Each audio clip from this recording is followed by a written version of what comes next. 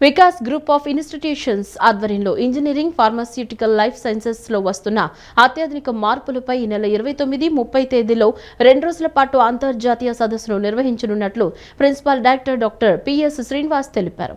ఈ అంతర్జాతీయ సదస్సు విద్యా సంస్థలో పరిశోధన వాతావరణాన్ని మరింత మెరుగుపరుస్తుందని అభిప్రాయపడ్డారు. వికాస్ గ్రూప్ ఆఫ్ ఇన్స్టిట్యూషన్స్ ఆధ్వర్యంలో ఇంజనీరింగ్, ఫార్మాస్యూటికల్, లైఫ్ సైన్సెస్లో వస్తున్న అత్యాధునిక మార్పులపై ఈ నెల 29-30 తేదీల్లో 2 రోజుల పాటు అంతర్జాతీయ సదస్సును నిర్వహించనున్నట్లు principal director doctor PS Srinivas Vasu తెలిపారు. ఈ సదస్సుకు ప్రపంచవ్యాప్తంగా విశేష స్పందన లభించిందని ఆయన హర్షం వ్యక్తం చేశారు. మొత్తం 850 పరిశోధనా పత్రాలు అందినట్లు, అందులో 48 పత్రాలు విదేశాల నుండి వచ్చాయని ఆయన పేర్కొన్నారు.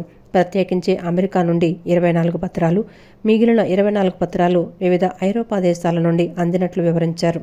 University of Newcastle in Australia నుంచి doctor A Srinivas, HCL technologies America deputy general manager Galvin Jacob Pushparaj, ప్రముఖ సైంటిస్టు డాక్టర్ వి రామకృష్ణకి నోట్ స్పీకర్స్గా వారి అమూల్యమైన సందేశాన్ని ఇస్తారని తెలియజేశారు. ఈ అంతర్జాతీయ సదస్సు విద్యా వ్యవస్థలో పరిశోధన వాతావరణాన్ని మరింత మెరుగుపరుస్తుందని, విద్యార్థులకు మరియు అధ్యాపకులకు సరికొత్త సాంకేతిక అంశాలపై అవగాహన కల్పిస్తుందని ఆయన ఆశాభావం వ్యక్తం చేశారు.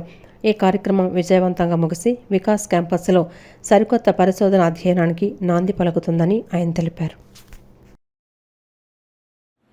I'm very happy to announce that we are going to organize second 2-day international conference on emerging trends in engineering and pharmaceutical life sciences. We have got a huge response from all over the world. We got 850 papers from totally, and out of which 48 papers have come from outside. 24 are from USA and another 24 from other various European countries. We are going to have it's going to be a good success, and it's going to create a good environment, research environment in our campus.